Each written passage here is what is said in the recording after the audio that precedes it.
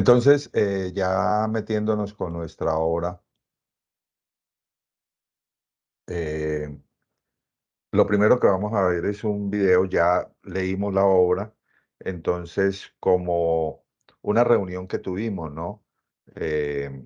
Con el equipo de trabajo, ¿no? Y pues lo que se hizo en esta grabación fue como sintetizar un poco todos los elementos para la creación del espectáculo y también vamos a ver como todos los apartados que sacamos para la creación de nuestra escenografía y de la iluminación y de los otros elementos, ¿no? Porque tengan en cuenta que aunque este es un taller que está planteado directamente para la iluminación y la escenografía, no se puede hablar de iluminación y de escenografía sin ver el vestuario, sin ver la utilería, sin ver el maquillaje, sin ver el sonido, porque realmente, pues como lo hemos dicho,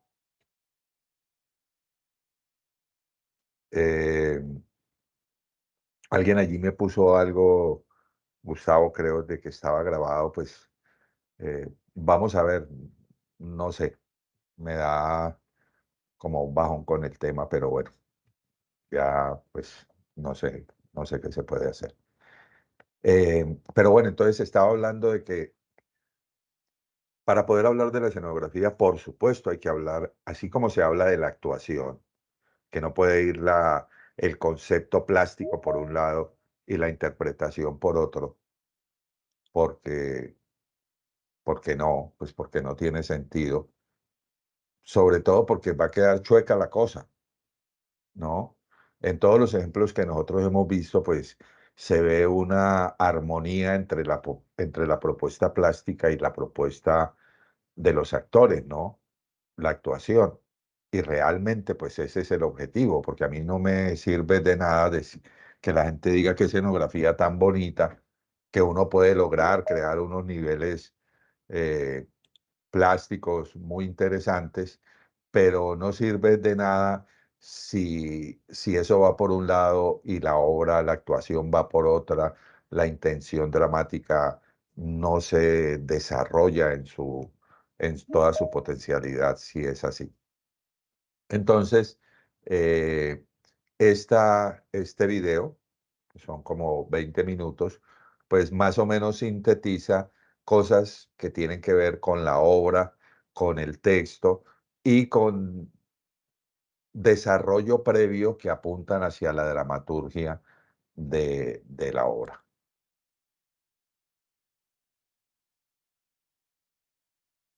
Hoy vamos a hablar un poco sobre la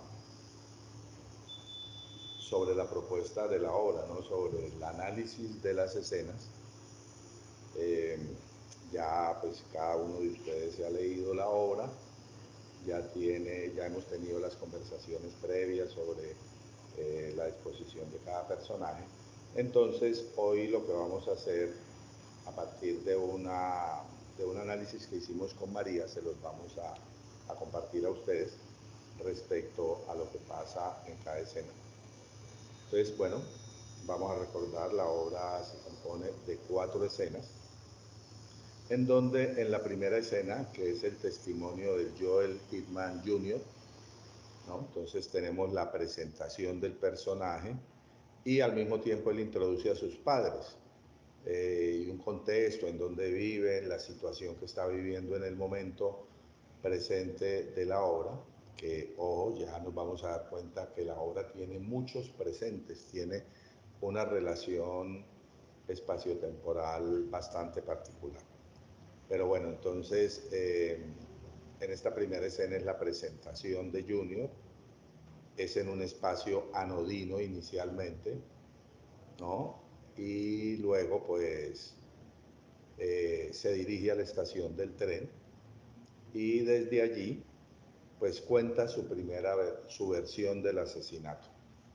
Entonces, en la versión que cuenta este personaje, que es hacia público, que también es una característica de la obra como la queremos enfocar, y es que es una relación de los personajes con el público todo el tiempo, ¿no? O sea, la relación entre personaje y personaje es mínima en la obra y solo se da en la escena del paseo de padre e hijo que luego veremos. Entonces, además de la introducción que hace Junior sobre él, sobre su familia, que nos contextualiza un poco la situación de los personajes hasta este punto, también da su versión sobre cómo fueron los hechos del asesinato a partir de lo que su padre ha dicho. Y también en esta escena nosotros mostramos esa versión. Luego tenemos la segunda escena que tiene que ver con el paseo por el campo que hacen padre e hijo, en donde después del asesinato el padre queda pues como muy traumatizado según la versión del hijo y este Junior decide pues abandonar los estudios y dedicarse pues a cuidar a su papá, ¿no? Porque ya digamos esta situación de este asesinato eh, de alguna manera los ha unido, y digo los ha unido porque parecería ser, por todo lo que dicen los personajes, por lo que se cuenta en la obra, que la relación entre ellos, sobre todo la relación del padre hacia el hijo, no es muy buena, o sea, como que no lo toma muy en cuenta. Esto lo vemos más adelante en el texto de Caspar Gratan, cuando describe cómo es la relación con su hijo. Bien, entonces en este paseo en el campo, que es la única escena en donde hay una relación real entre dos personajes, entre el padre y el hijo, eh, pues es una salida al campo que hacen y a pesar de la tirantez un poco del padre hacia el hijo se esmera pues por ayudar a su papá, por intentar sacarlo de esta situación eh, de ostracismo que vive, y en ese recorrido de pronto el padre tuvo un episodio que según cuenta el hijo pues de algunas veces se repite, y es que pretende ver algo, ve algo que el hijo no, se pone terco y ahí suscita una situación muy especial, y es que a raíz de esta visión y el desespero que tiene el padre por lo que ve, desaparece. Y desaparece totalmente porque el tipo huye y según lo que dice Junior luego, desapareció y nunca más volvió. Paralelo a esta situación, también hay una especie de premonición en esta escena, al menos así lo hemos determinado con María, ¿no? Y es que a la vez que el padre ve algo que el hijo no ve, cuando el hijo va a corroborarle al padre que efectivamente no hay nada, que lo que le esté pasando pues es por su nerviosismo y tal, el hijo también ve una situación muy especial, y es que en la casa, porque se supone que están ya cerca pues a la casa a lo lejos y es de noche, ven una luz en la habitación de la madre y una figura en esa habitación. Entonces, de alguna manera es una escena muy especial en el sentido de que ambos personajes tienen una visión, pero una visión que no es compartida por el otro. Porque en el momento en que el hijo va hacia el padre para comunicarle que realmente pues lo que estaba viendo el padre no tiene sentido porque no había nadie, él sí está viendo una situación irregular, y es en la habitación de su madre que nadie entra porque pues por el respeto, pues porque era la habitación de ella. Y, y bien, entonces esta es la segunda escena que tiene que ver con la desaparición del padre, el paseo. La tercera escena es el testimonio de Caspar Gratan.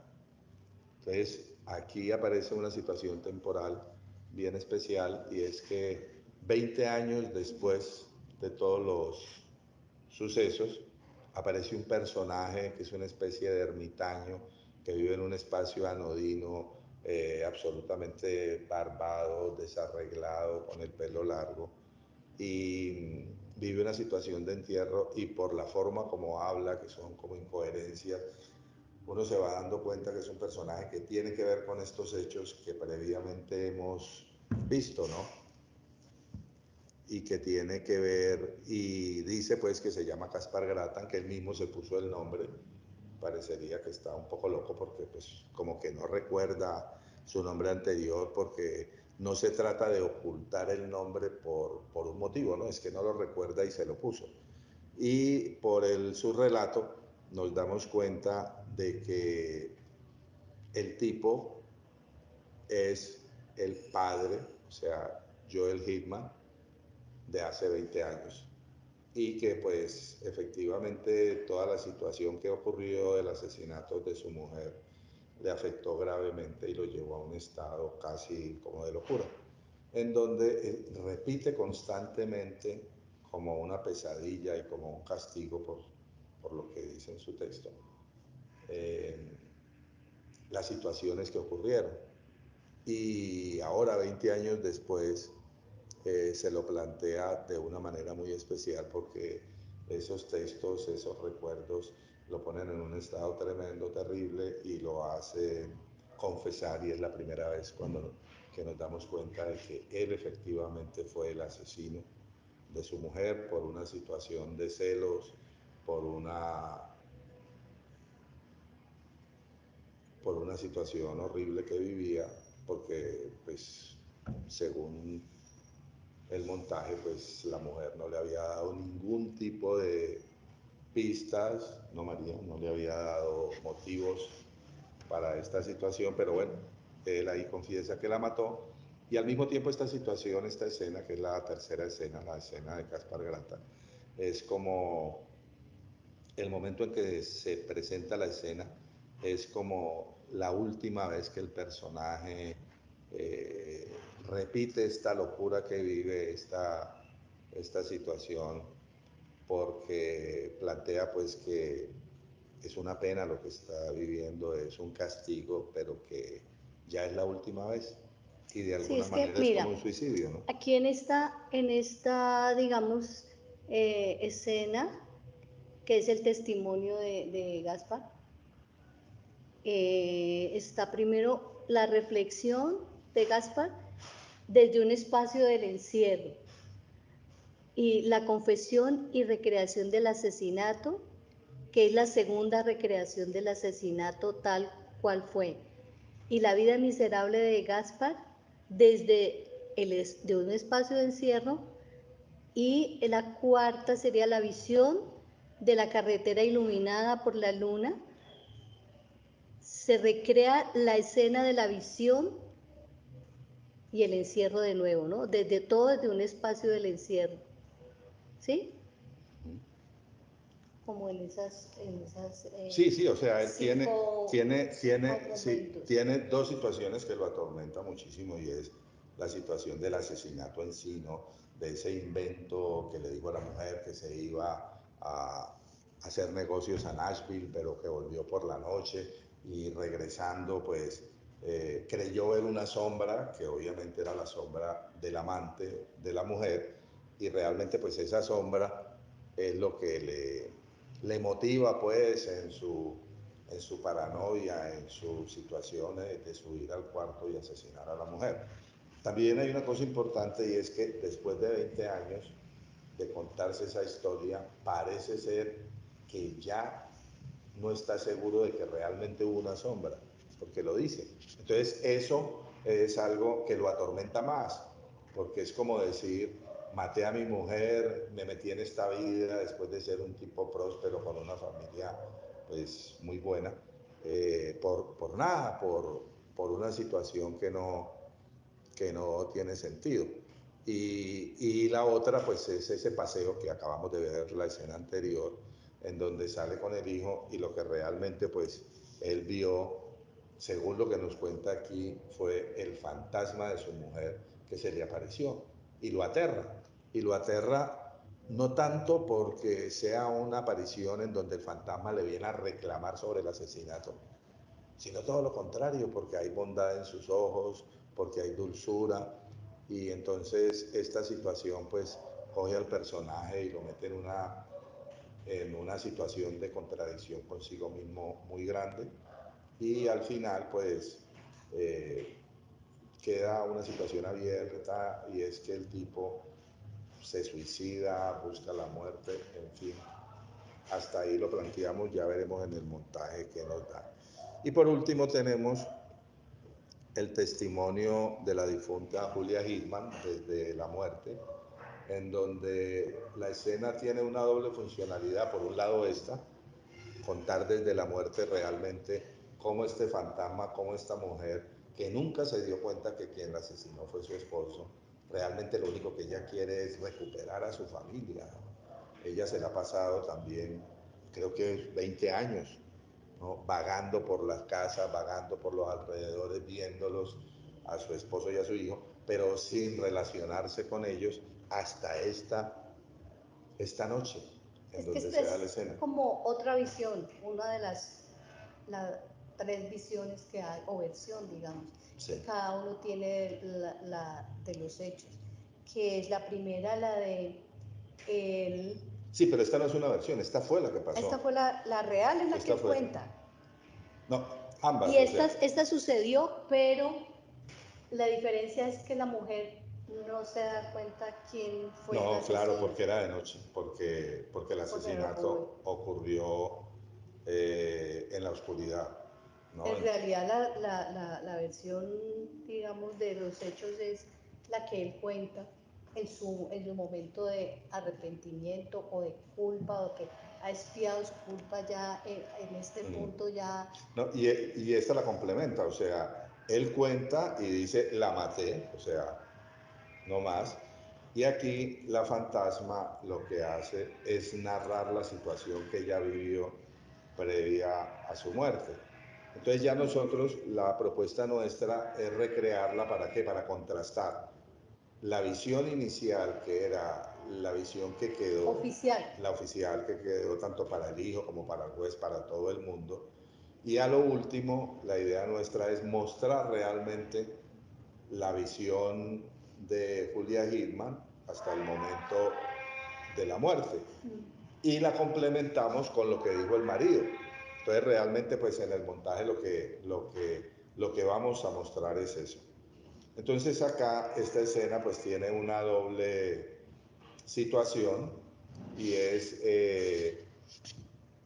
la visión previa de Julia Hickman antes de morir, y luego ya como fantasma que deambula por ahí y que se encuentra con su marido y con su hijo en la escena que antes hemos mostrado, que es la escena 2, cuando salen de paseo el padre y el hijo, y entonces ella la recrea también desde su punto de vista, ¿no? Entonces, más o menos pues son la situación de las 4 escenas, y hemos planteado en este momento pues esta primera visión tanto de los espacios como de los tiempos que se manejan. Y bueno, ya pues a partir de aquí, de sus comentarios, del trabajo que hagamos en escena, pues comenzaremos a desarrollar el montaje a partir de estos previos, ¿no? En donde vamos a tener realmente todo un espacio de montaje, digamos un espacio 1, que es el espacio de la narración de los personajes, ¿no? Y que de alguna manera pues va a estar marcado y enfatizado en una escenografía, en un fondo 1, digámoslo así, y va a haber un espacio, una antesala, que es un fondo 2, en donde sí que vamos a mostrar el asesinato, tanto en la versión, digamos, oficial, como en la versión real. Entonces, esto sí que lo quiero plantear porque es esta oposición entre estos dos espacios lo que nos va a dar el espacio escénico de la obra. Este conflicto entre el espacio de narración de los personajes hacia el público, en donde nos muestran, y una cosa muy importante, que es la voz en off, ¿no?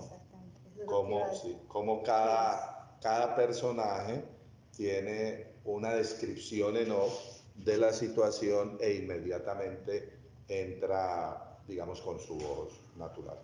Entonces, no sé si se me ha quedado algo, María. No, lo de la voz en off queda importante. Es importante porque cada escena la antecede la voz en off, que es, digamos, un recurso que vamos a utilizar de contextualizar la escena, porque a fin de cuentas, pues todos sabemos, es una adaptación de un cuento muy literario, y entonces este recurso de la voz en off es lo que vamos a utilizar para describir mejor la escena.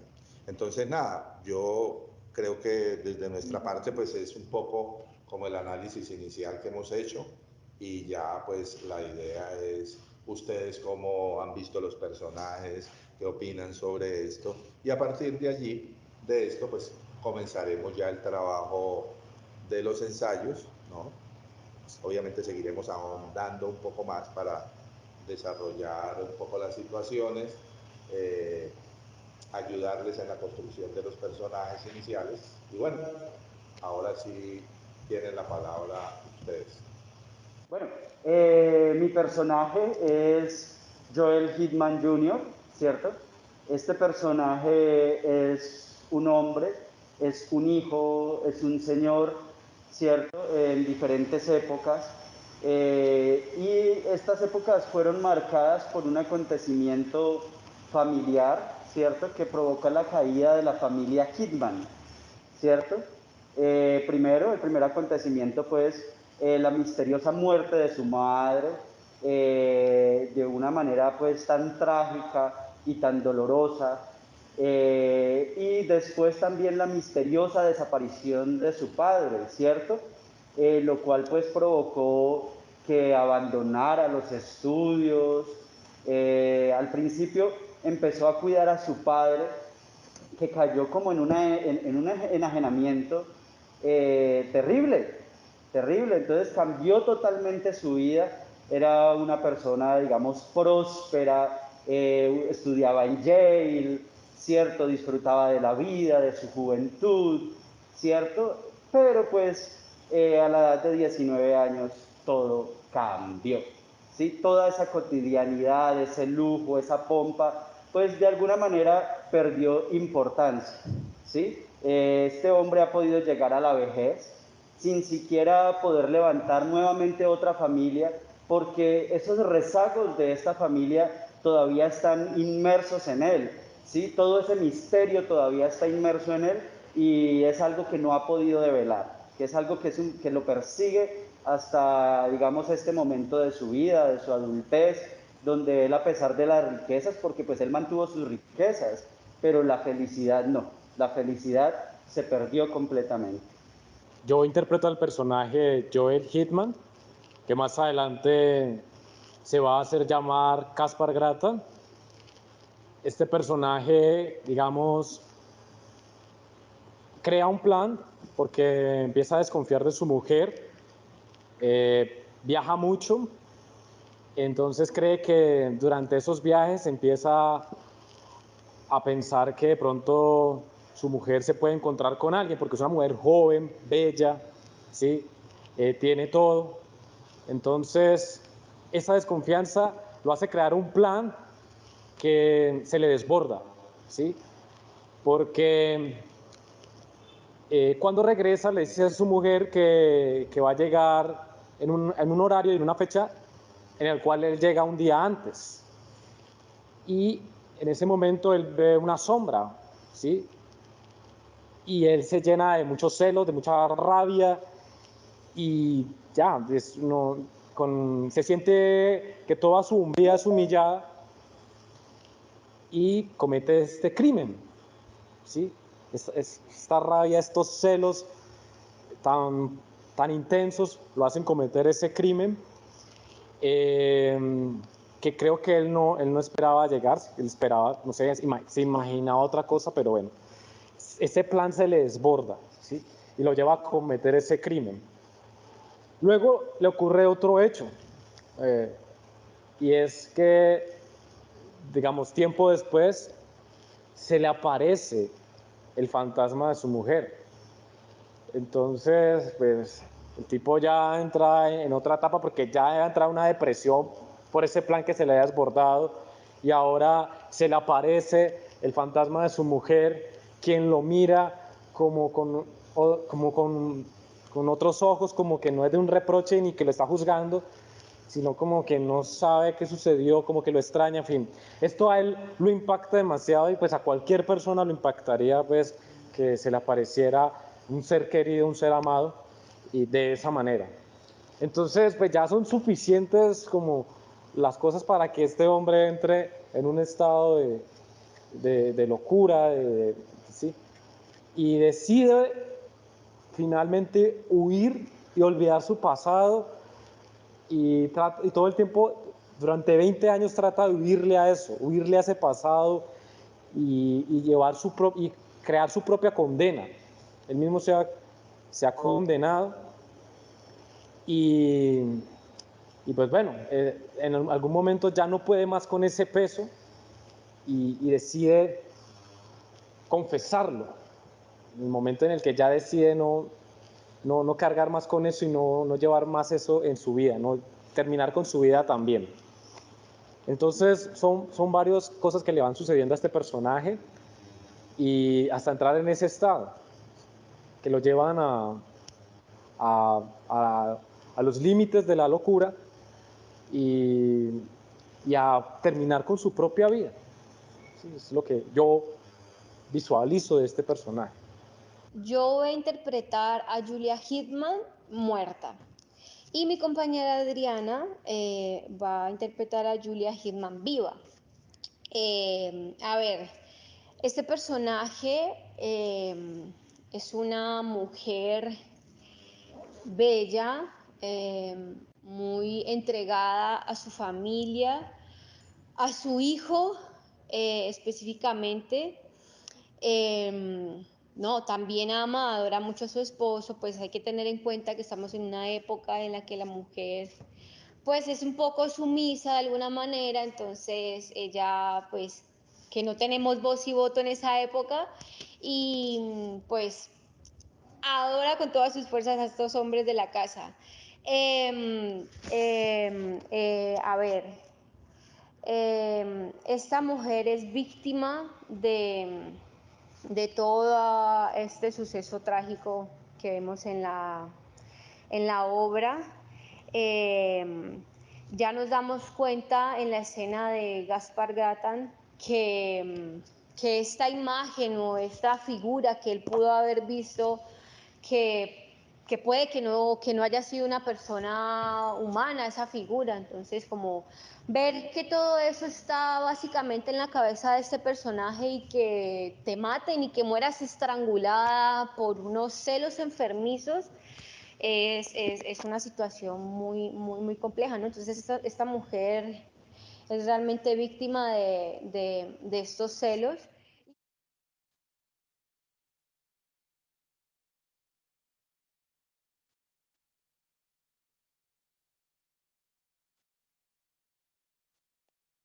Bueno, listo. Aquí más o menos pues narramos, condensamos una primera vista para ustedes, porque realmente pues esto ya lo habíamos, pues como grupo lo habíamos analizado y me gustaría saber si hay alguna para continuar, si hay alguna inquietud respecto a ver, aquí hay una mano levantada, Tavo Rincón. Buenas noches, maestro. ¿Cómo me le va? Buenas noches para todos.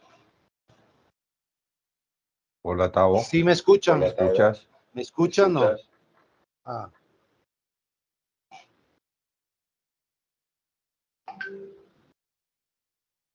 Hola.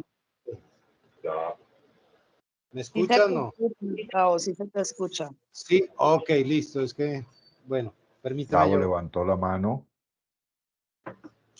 Parece que es el profesor el que tiene el problema con el... ¿Alguien lo con el- escucha? Yo no escucho nada. Profesor, él ¿usted me escucha? Él no escucha. Él no está escuchando a nadie.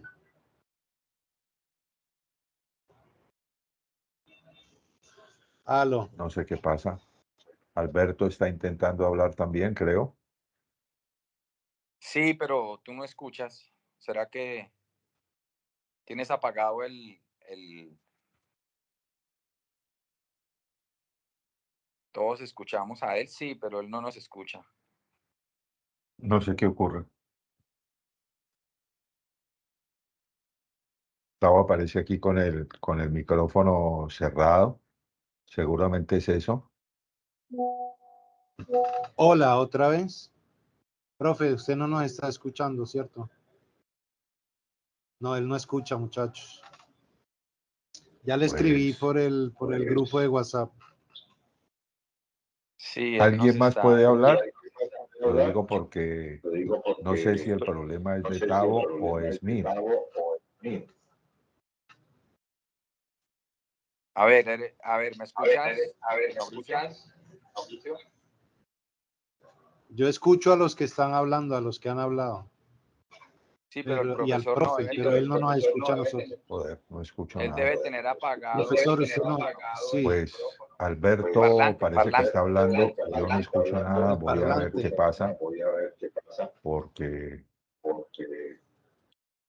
yo no tengo los micrófonos cerrados.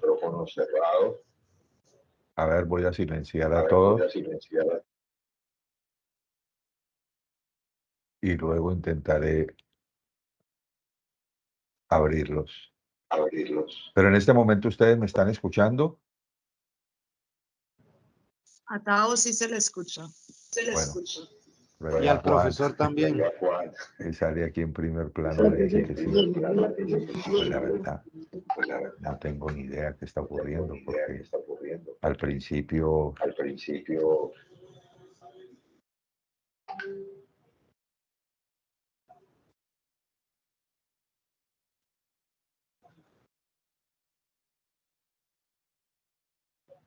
tengo el parlante, no.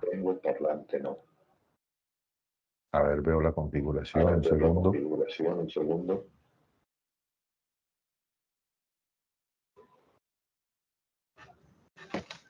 Ay, güey. No.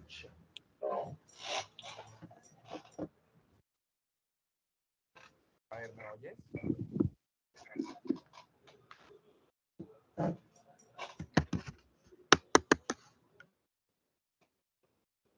Y es que mi cámara No, está dañada. según mi configuración, todo está bien.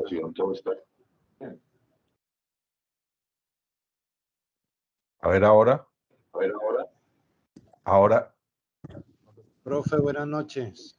ahora sí. Sí, era un problema de acá. Listo, Bueno, ahora sí me escuchan. sí, ahora sí. Listo.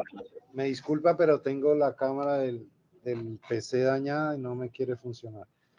No importa. Bueno, sí, Te escuchamos. tengo algunas preguntas y algunas observaciones. Uno, me gustaría saber qué música se utilizó para el montaje, ¿sí?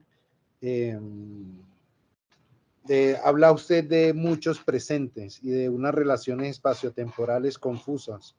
¿Eso hace que la obra se pueda considerar dentro del teatro del absurdo? Es pregunta. Cuando habla del padre y el hijo en la escena de la desaparición del padre, se podría pensar ahí en ese término que se usa actualmente en cine y en literatura de los multiversos, lo cual me lleva al universo de Lovecraft, si lo conocen, H.P. Lovecraft. Sí, claro, claro. Ok.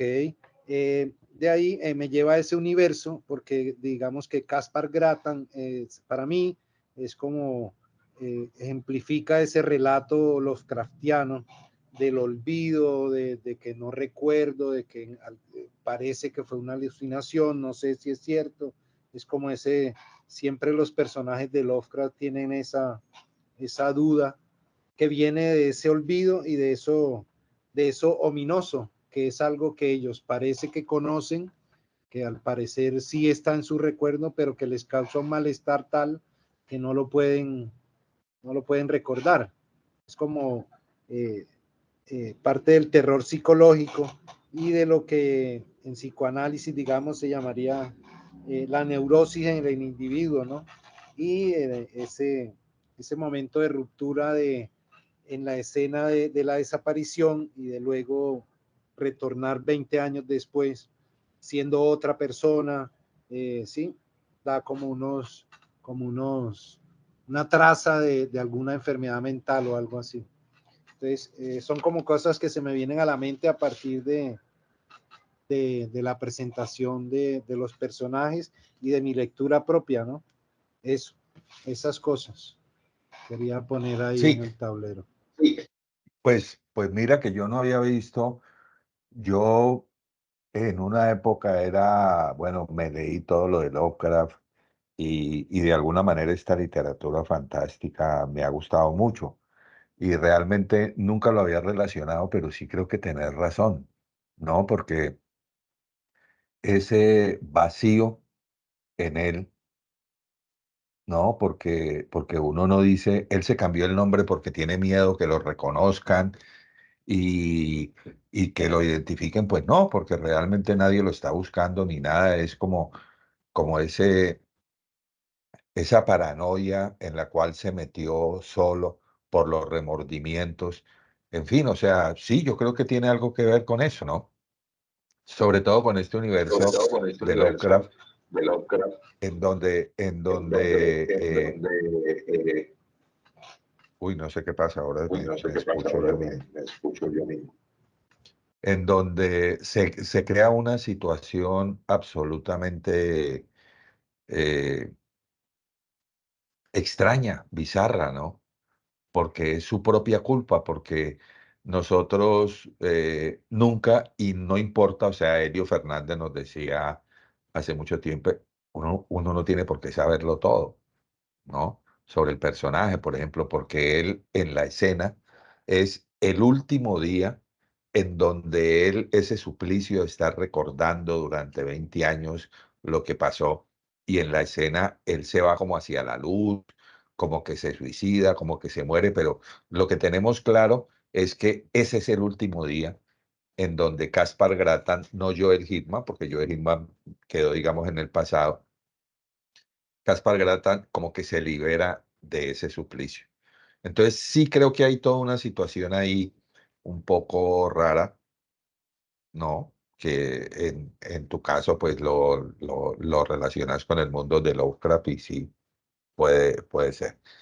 Respecto a lo otro, lo del metaverso realmente no lo sé, no, no lo asumimos por ahí, o sea, eh, evidentemente pues una obra, y en este caso que todavía pues no han visto la obra, pero sí pues sus inicios, nunca nos planteamos eso, ¿no?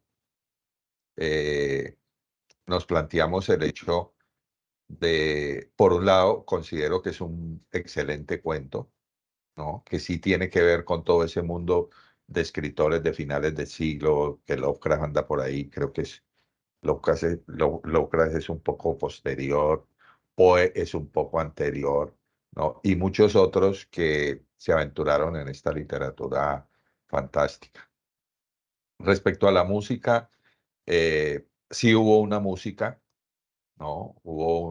El Requiem de Bach en un momento dado, justamente cuando él va en esa escena que supuestamente es cuando muere, ¿no? Que le hicimos muy alegórica porque él está vestido de harapos y se desnuda. Bueno, nosotros queríamos que se desnudara totalmente y que fuera hacia la luz, pero el actor no lo quiso, entonces pues queda como con un taparrabo.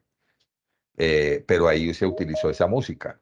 Ahora bien, no es solamente música, son efectos, ¿no? O sea, ambientamos, por ejemplo, todo el mundo de la noche, ¿no? Con sonidos de noche, ¿no?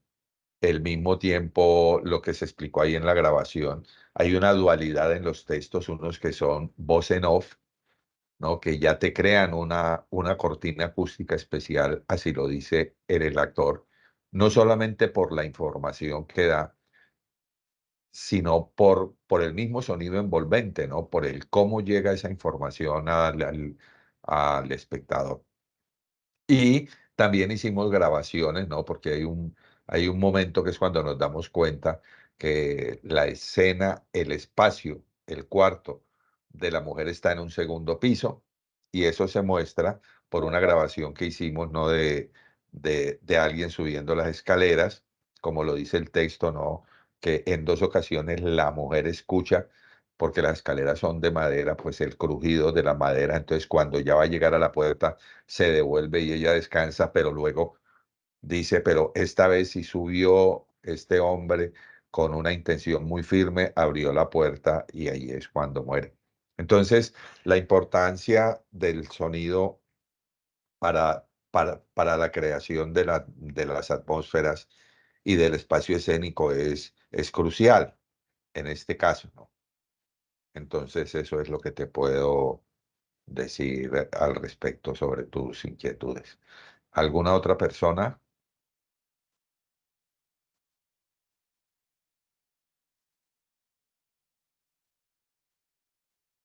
¿No más? Bueno, entonces seguimos.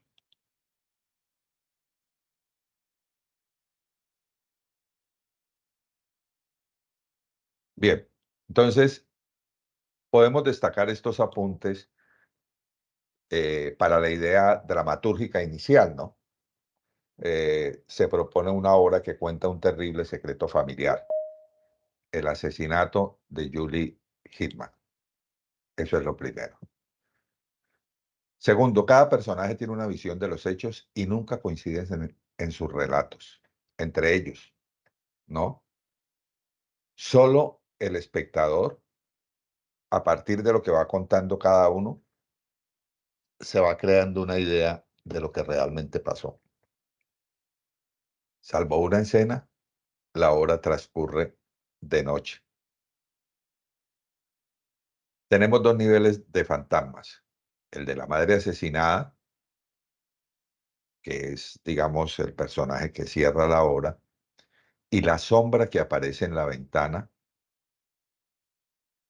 ¿no?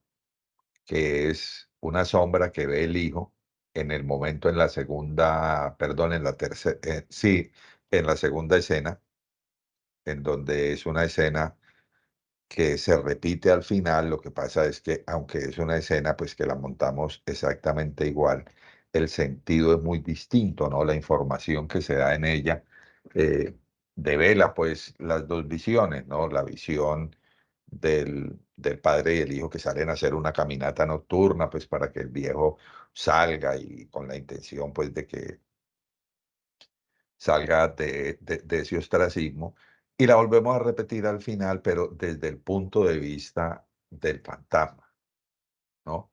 Entonces, pero también hay una visión que aparece en una ventana que la ve el hijo, que ese no tiene problemas y dice que es raro, ¿no? En el momento en que el papá le esté diciendo, mira, mira, y él dice, no, papá, estás mal de la cabeza. Bueno, no se lo dice así, pero es como el subtexto.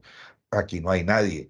Pero en la casa sí está pasando una cosa rara, papá, porque mira, el cuarto de mamá está iluminado, porque en esa época, pues las parejas no vivían juntas en el mismo cuarto, o sea, cada uno tenía su cuarto especial, ¿no?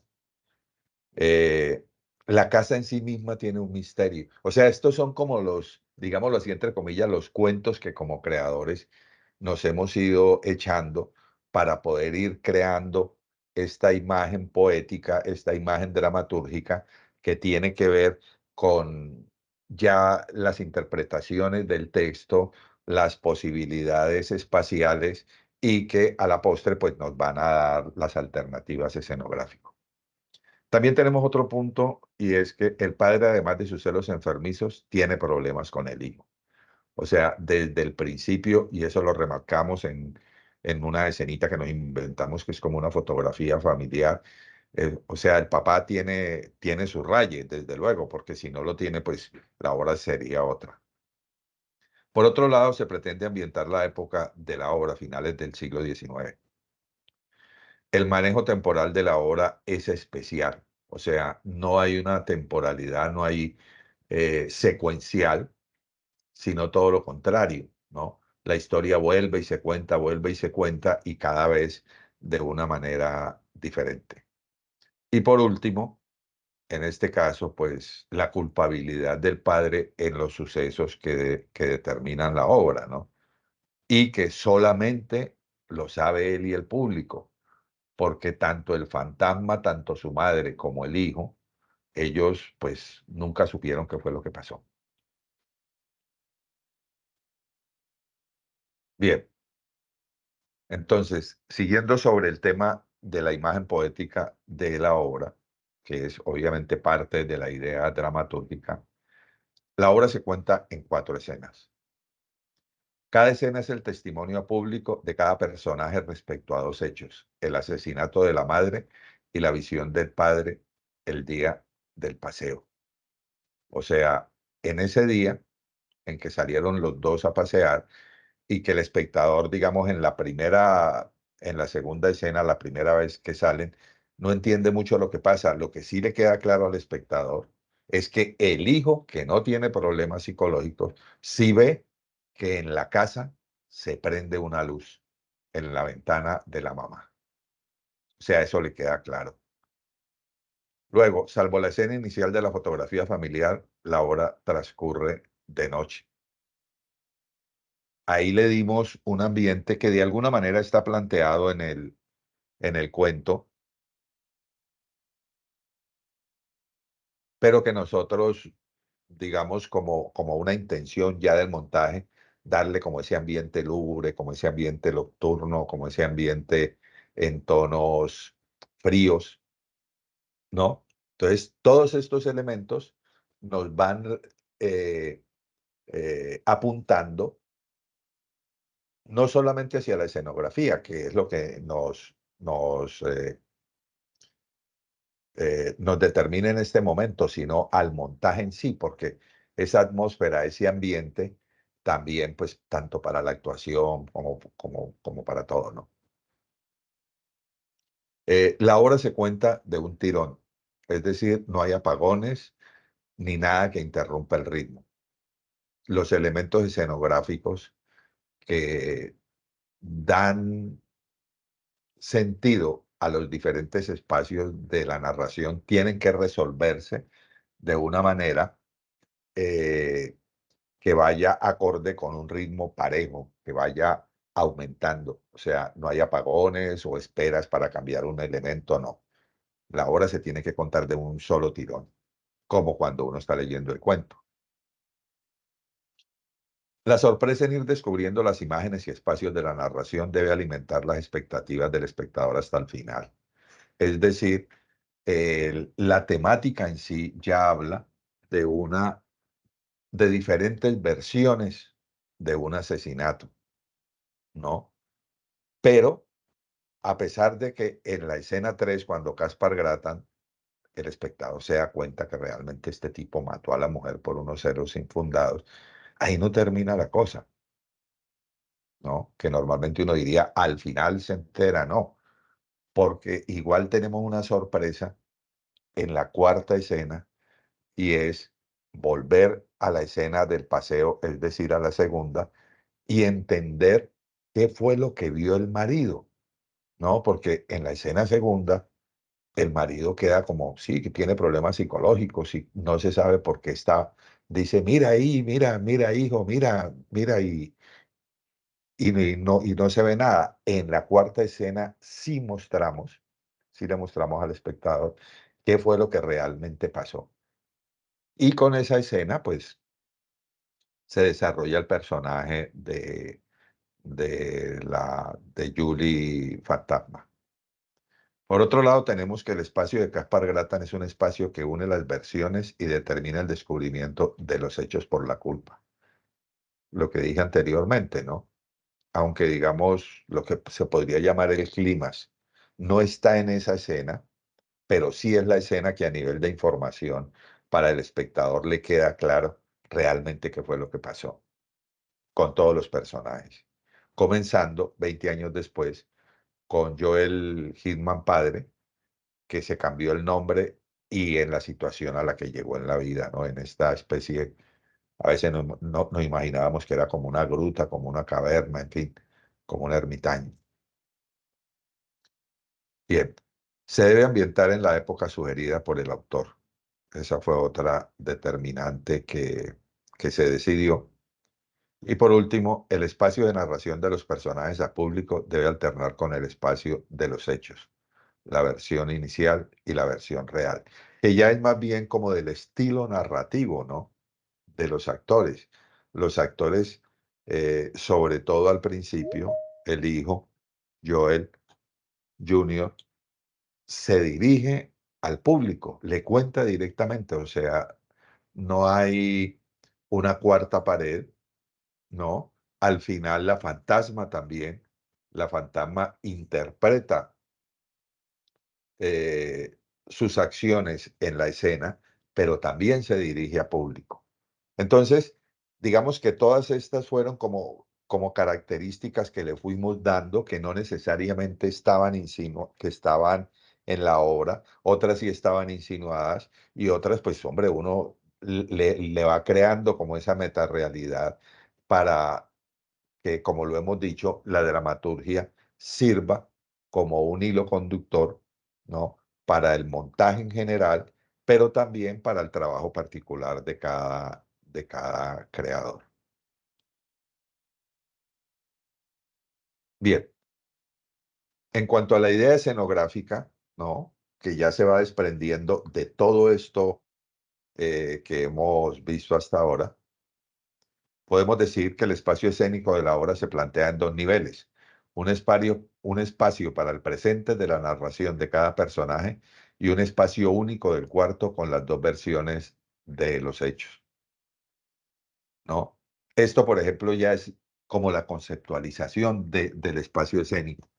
Hasta ahora, digamos que no había una propuesta escenográfica directamente, seguramente algunas ideas, pero justamente el ir determinando esta esta complejidad del espacio nos ayudó luego a tener una propuesta formal, porque si no uno se pierde. Si no, entonces pues le da por ir montando los espacios según vayan apareciendo la relación con elementos corpóreos y por supuesto ese no era el hecho. Luego tenemos que el espacio de la narración presente se propone como un espacio abierto, sin elementos, minimalista, solo un fondo que remata el espacio escénico y en su plástica alude a un bosque, a un espacio interior. Entonces aquí sí, eh, precisamente basándome en lo anterior, eh, a mí se me ocurrió el hecho de representar físicamente el hecho del secreto. Y que es un secreto, es algo que no comparten todos, es algo que comparten unos cuantos. Entonces, a partir de allí apareció una propuesta espacial y es un fondo que, como se dijo antes, que tiene un diseño de un bosque, ¿no? Con una colorística que ya luego eso lo vemos en la luz, con unos colores especiales que según el tono de iluminación que utilizábamos cambiaba, ¿no? Que pues eso tiene que ver con la parte sustractiva y aditiva de la iluminación, pero que eso ya va más adelante. Pero entonces la obra empezó a formársenos como del telón hacia adelante una, una propuesta, si quieren, grotowskiana, en donde no hay un solo elemento escenográfico, en donde solo la proxemia de los actores con sus textos iban recreando los espacios, para que en un momento dado, y de ahí que el fondo no fuera un fondo parejo, sino una cantidad de patas, creo que son 5 patas, que claro, entre ellas pues crea todo este bosque. Entonces, las 3 patas centrales se suben en un momento dado y muestran el espacio oculto, el espacio del secreto, ¿no? Y ese espacio del secreto salió justamente por el análisis dramatúrgico de que lo que la obra cuenta es un secreto a voces. Lo que pasa es que solo los personajes que intervienen no se enteran qué fue lo que pasó, pero el público sí. Entonces, ahí empezaron a aparecer los primeros elementos para el diseño escenográfico. El espacio del cuarto se propone como una trasescena, un espacio oculto. El hecho de que fuera oculto y de ahí de que el telón del bosque no subo a parejo, sino que solo subí una parte, eso reafirma eso, ¿no? Te voy a mostrar una partecita y de esta partecita vas a ver algo que te estoy ocultando, pero que solo tú sabes. Es como si le dijéramos eso al espectador. El espacio del cuarto se propone como una trasescena, un espacio oculto que se devela en dos momentos claves. En su estilística se propone un mobiliario realista. Entonces, digamos que por oposición a, a esta manera de encarar el montaje y de encarar el espacio del telón hacia adelante, que es, digamos, en donde pasa el 80% de la obra, ¿no? Ese pequeño espacio de atrás, ese apéndice que tiene que tiene otra estilística, ¿no? Porque está la cama de época con los nocheros, con las mesas, con el, con el perchero, ¿no? Que tiene una puerta real física, ¿no? Ahí aparece pues como una, digámoslo así, como una oposición estilística que tiene que ver con la parte que estábamos hablando de el- la segunda categoría, ¿no? En donde a pesar de que se maneja un espacio que le dice al espectador, esto es un cuarto del finales del siglo XIX, con unos elementos, con una cama que está siendo pensada y tal, tal. Hay ese elemento, pero al mismo tiempo las otras partes espaciales de la obra lo contradicen porque no hay esa referencia. Entonces empezó a aparecer eso. La combinación entre las dos estilísticas del espacio escénico propuesto proponen una estética mestiza que cumpla con las expectativas de la dramaturgia, lo que veíamos anteriormente, ¿no? De que hay esa posibilidad, ¿no? Una estética que pone en conflicto la estética y las formas estilísticas mediante las cuales la determinamos. Y reforzando todo esto, se plantea una maqueta de la casa que califique el espacio exterior próximo a la casa. En este caso, porque se nos convirtió la casa en un personaje más, ¿no? Y se propone un homenaje a la casa de Psicosis y a la clásica imagen de la madre en la ventana que sale en esta película. Entonces, ¿qué fue lo que hicimos? Y aquí sí voy a hacer un adelanto, porque pues se sugirió la idea, no sé si fue María o se me ocurrió a mí, o a Mario Weiss, que es uno de los escenógrafos que estaba trabajando con nosotros, eh, poner la casa físicamente, ¿no?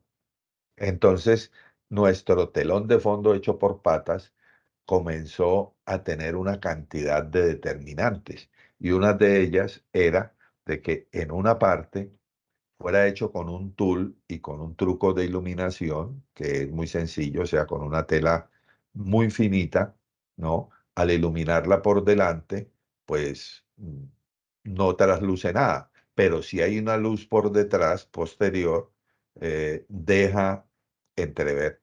Entonces, ubicamos esta maqueta de tal manera que en el recorrido que hacen el papá y el hijo en la segunda escena, en un momento dado aparece la casa. Entonces eso también nos da profundidad en la escena, ¿no? Es como decir, estamos en un bosque y ya al fondo se ve la casa. Es una escena realmente que nos quedó muy bonita porque la casa, la maqueta pues quedó bien hecha y bien ubicada y tiene su ventanita que se prende en un momento dado en donde el espectador ve lo que ve el hijo. Entonces aquí, por ejemplo, eh, decidimos, porque esta casa, pues para los que vieron la película de Psicosis, es una casa basada en un pintor, Edward Hopper, que es un pintor de principios del siglo XX que pintaba pues unos paisajes muy áridos. Entonces hay uno que se llama La Casa del Ferrocarril, algo así. Y el Hooper pintó una casa muy especial, ¿no? Sobre la que se basó Hitchcock para hacer su casa en la película, y a nosotros nos dio pues por hacer esa casa fantasmal para nuestra obra, con la escena, un poco la de Hitchcock, en donde se prende la ventana y que pues eso le da sentido a esta atmósfera extraña, bizarra y un poco fantasmagórica que queríamos darle a la obra. creando una transparencia en el fondo escenográfico, permitir ver la casa, planteando una sensación de profundidad a la escena y permitir que la última imagen al final de la obra sea la ventana iluminada con la silueta de la madre. Eso realmente yo no recuerdo si lo hicimos, creo que lo de la silueta no lo hicimos, dejamos solamente la iluminación de la casa prendida, pero entonces todo este proceso dramatúrgico, que es lo que me interesa mostrar en este momento, nos llevó ya a una cantidad de ideas, a una cantidad de sugerencias que como diseñador, pues es el material con el que uno trabaja, porque si no, pues le toca inventarse cosas de la nada y eso no es fácil. Eh, por otro lado, pues se propone un mecanismo de poleas para accionar los telones de fondo, que como les dije son unas patas. Para los que no sepan, pues patas son unas franjas de tela que se ubican, lo estuvimos viendo en los teatros a la italiana, pero pues aquí les dimos otra funcionalidad, ¿no? Porque sí son estas franjas, pero en su totalidad por el diseño que se hizo, crea esta sensación de bosque. Entonces, cada pata de estas tiene un juego de poleas en donde las laterales se suben y bajan para que los actores entren a escena y las del centro se suben para mostrar el cuarto, que ya pues mencioné cuál era la idea del el secreto. Obviamente la iluminación acompañará este proceso y la propuesta se verá más adelante. En cuanto al vestuario, utilería y caracterización, se trabajarán de acuerdo a lo requerido, o sea, logramos pues conseguir todo el vestuario para dar esa sensación de época, ¿no? Y pues en esta etapa se hablaba de un nivel básico de sonorización, pero realmente se nos desarrolló bastante, ¿no? Como le explicaba Tao, eh, hay una mezcla, ¿no? Un amigo músico nos ayudó, una mezcla de esta música de Bach, Requiem, con todos unos ambientes sonores que con la iluminación y tal, pues recrean esas escenas nocturnas campestres. Eh,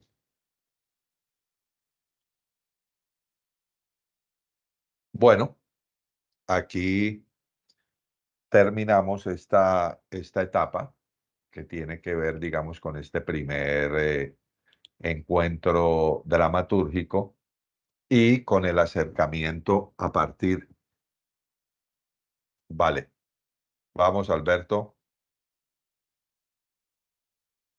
Sí, hola, buenas noches. ¿Me escuchas? Buenas noches. Sí, sí. Bueno, muchas gracias. Ante todo, pues, qué expectativa tan grande por saber cómo lograste hacer todo esto. Mm, de hecho, sí, pues me tiene expectante. Y una cuestión que me causa curiosidad es, por ejemplo, em, que, que- cómo representaste o qué papel, cómo pudiste, obviamente, parece que lo que dispara todos estos sucesos, pues es, primero que todo, unos pasos muy lentos que van subiendo de algo imaginario, y segundo, pues una sombra que aparentemente sale de la casa y se oye la puerta cerrarse. Entonces, Ujú. no hemos mencionado, no han mencionado este aspecto.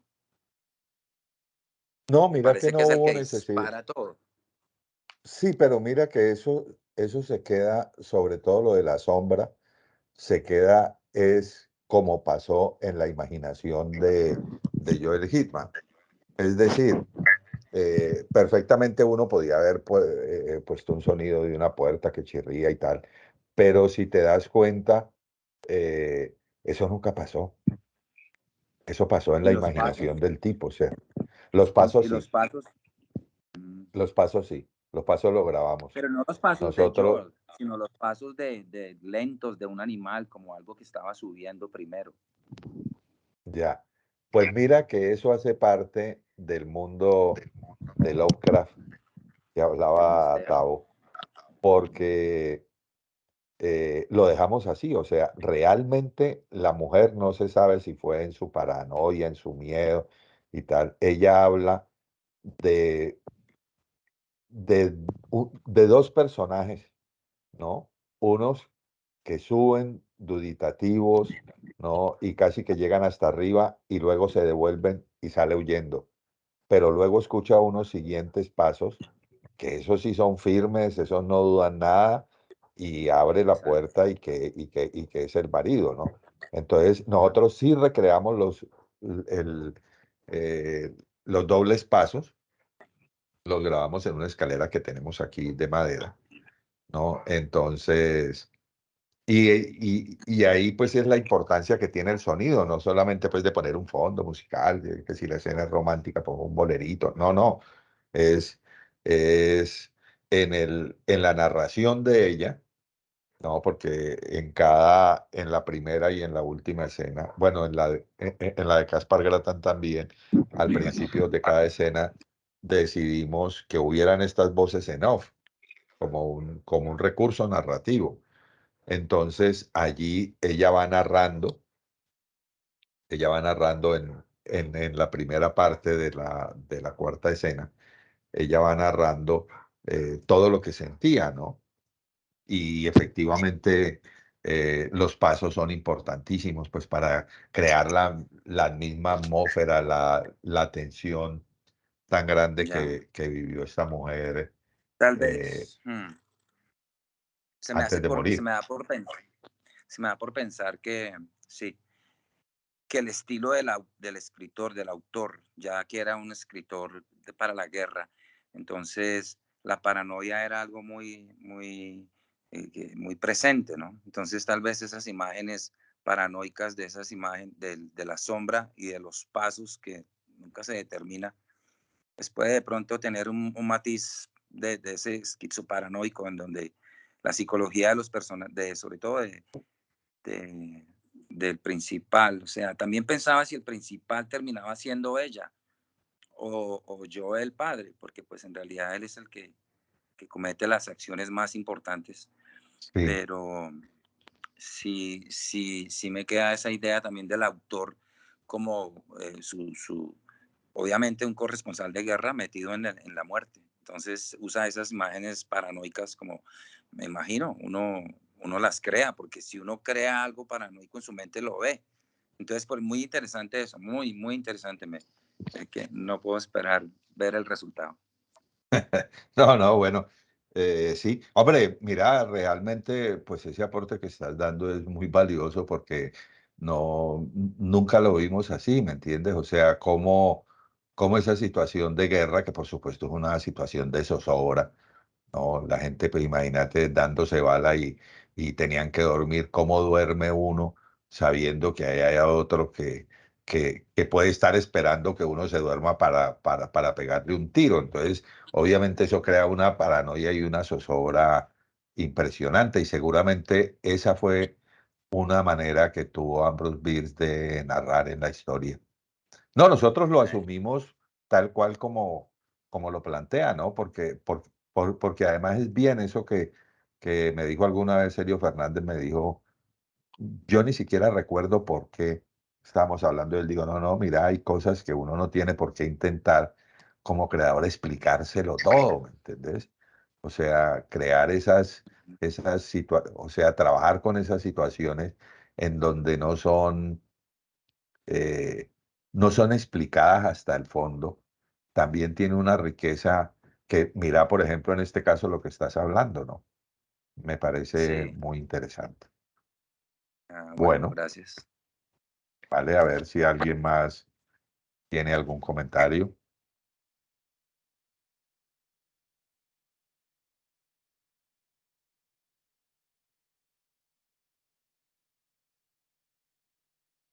Bueno, pues parece que no es así. Entonces, justamente en mi ordenador marca las 8:59, entonces hoy hemos terminado muy a tiempo. Hombre, y parece que sí se grabó. Vamos a ver. Ojalá y haya sido así porque sí está marcando. eh, sí, entonces, pues bueno, ya nos veremos el próximo lunes. Creo que la próxima es la última de lo que tiene que ver con escenografía,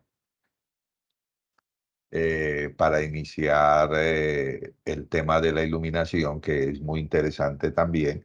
Y por supuesto seguiremos adelantando sobre este montaje de una historia de una carretera iluminada por la luna. Bueno, pues muy buenas noches a todos y a todas. Buenas noches, Espero muchas pues que les gracias. esté sirviendo y ya nos Gracias, vemos el próximo maestro. lunes. Muy bien. Muy interesante y muy expectantes también. Muchas gracias. Bueno, vale, Bueno, bueno. Que gracias. la